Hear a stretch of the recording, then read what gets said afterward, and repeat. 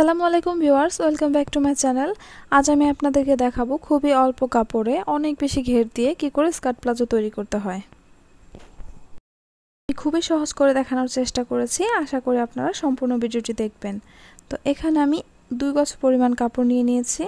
তো কাপড়টিকে প্রথমে আমি মেলে নিয়েছি, মেলে নিয়ে উপর থেকে নিচে একটি ভাঁজ দিয়ে নিয়েছি। তো এরপর আমি আমার কোমরের মেজারমেন্ট অনুযায়ী এখানে কাপড়টা কাটিং করে নিব।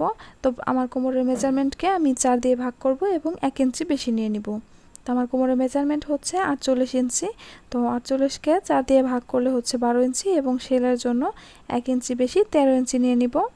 তো 13 ইঞ্চি নিয়ে আমি প্রথমে এই সাইড থেকে 13 ইঞ্চি নিয়ে এভাবে একটি দাগ দিয়ে দিব।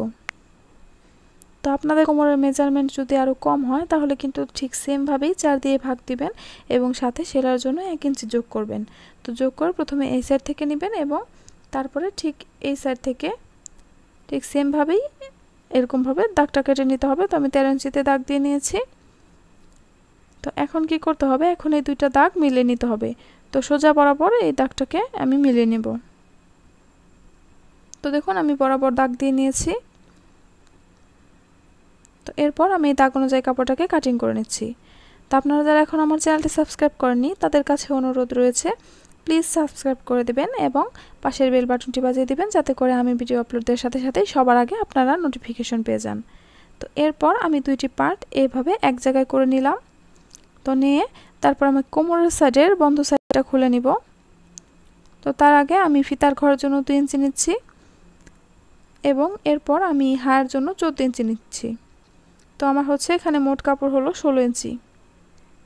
তো এভাবে করে আমি হায়ের অংশটা উপর দিকে কিন্তু এভাবে দাগটা মিলিয়ে নিয়েছি এবং এটার চওড়া নিয়েছি আমি 2 ইঞ্চি পরিমাণ। তো একটু কোনাকুনিভাবে দাগটা দিয়ে নিয়েছি, তো আপনারা খেয়াল করে দেখুন। তো এখন আমি হায়ের অংশটা কাটিং করে নিলাম। তো আমি আমার বন্ধ সাইডটা খুলে দিচ্ছি। তো এখানে আমার 4টি পাট কাপড় রয়েছে। তো এই সাইডেও একটি বন্ধ সাইড রয়েছে। তো এখন আমি এই ঘেরের অংশে এই উপর থেকে 2 ইঞ্চি পরিমাণ শেপ দিয়ে নিব। তো দেখুন এখানে আমার 4টি পার্ট রয়েছে। তো আমি একটি সাইড বন্ধ আছে সেটা খুলে নিব।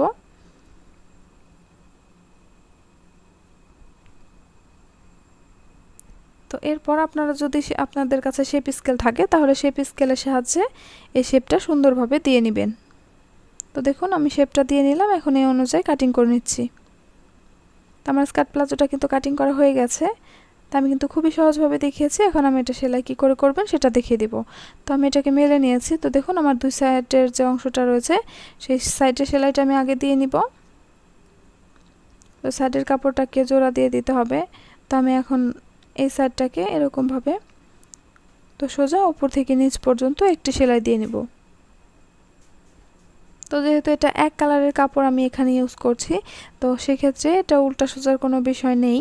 তো আপনারা যদি প্রিন্টের কাপড় ইউজ করেন তাহলে কিন্তু সোজা সাইড দুটো ভিতরে রাখবেন এবং উল্টো সাইড দুটো বাইরে রাখবেন, এরকমভাবে মিলিয়ে নিয়ে তারপর সেলাইটা দিয়ে নেবেন। তো আমি সেলাই দিয়ে নিয়েছি। তো আমার আরেকটি অংশ আমি ঠিক সেমভাবে তৈরি করে নিব। তো আমি অফ ক্যামেরায় আমি দুইটি অংশই তৈরি করে নিয়েছি। এখন আমি এই কাপড়টাকে মেলে নিব। মেলে নিয়ে সেলাইয়ের যে আমার অংশটা রয়েছে সেলাইয়ের সোজা সাইডটাকে আমি ভিতরে রাখবো। তো রেখে দুইটা অংশ মিলিয়ে নিব।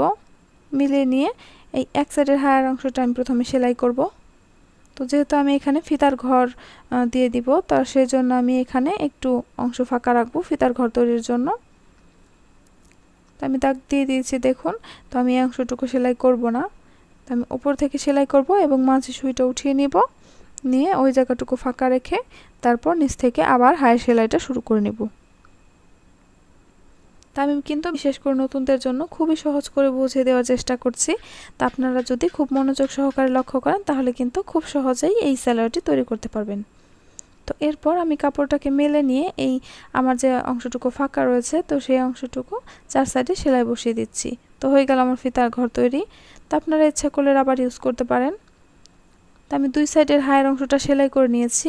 তো এখন আমি কোমরের অংশ সেলাই করব। তো একটি ভাঁজ দিয়ে নিতে হবে চিকন করে, তারপর আরেকটি মোটা ভাঁজ দিয়ে তো নিচ দিয়ে একটি সেলাই বসিয়ে দিতে হবে। তো আপনারা যদি রাবার ইউজ করতে চান তাহলে কিন্তু ওপর থেকে 3 ইঞ্চি 2.5 ইঞ্চি অথবা 3 ইঞ্চি কাপড় বেশি রাখতে হবে। তো তো এরপর এই সেলাইটা দেওয়ার সময় কিন্তু আপনারা রাবারটা ঢুকিয়ে নিয়ে সেলাইটা দিয়ে নিতে পারেন।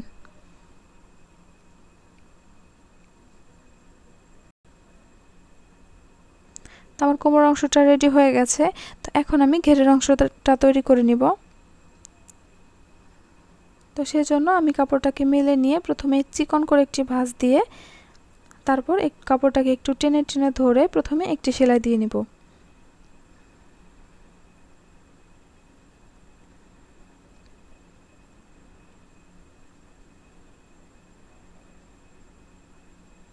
তো আপনারা যদি একটু টেনে টেনে ধরে সেলাইটা দেন তাহলে কিন্তু পিকো সেলাইয়ের মতো একটু বাঁকা বাঁকা হয়ে সেলাইটা সুন্দর মতো হবে, ঘেরের অংশটা একটু সৌন্দর্যটা বেশি হবে সেজন্য। তো তারপর আমি আরেকটি ভাঁজ দিয়েও ঠিক সেমভাবে একটু টেনে টেনে এই সেলাইটা দিয়ে নিচ্ছি। তো আপনারা যদি চান তাহলে কিন্তু দুইটা ভাঁজ একসাথে দিয়ে সেলাইটা দিয়ে নিতে পারেন। তো আমি একটু সৌন্দর্য বাড়ানোর চেষ্টা করছি সেজন্য। তো আমার ঘেরের অংশটা রেডি হয়ে গেছে। তো দেখুন আমার এই কাপড়টা কিন্তু অনেকটা বেশি ঘের হয়েছে। তো আমার দুইটা ঘেরের অংশ আমি তৈরি করে নিয়েছি। এখন আমি এক সাইডের ঘেরের অংশ থেকে বরাবর করে আরেক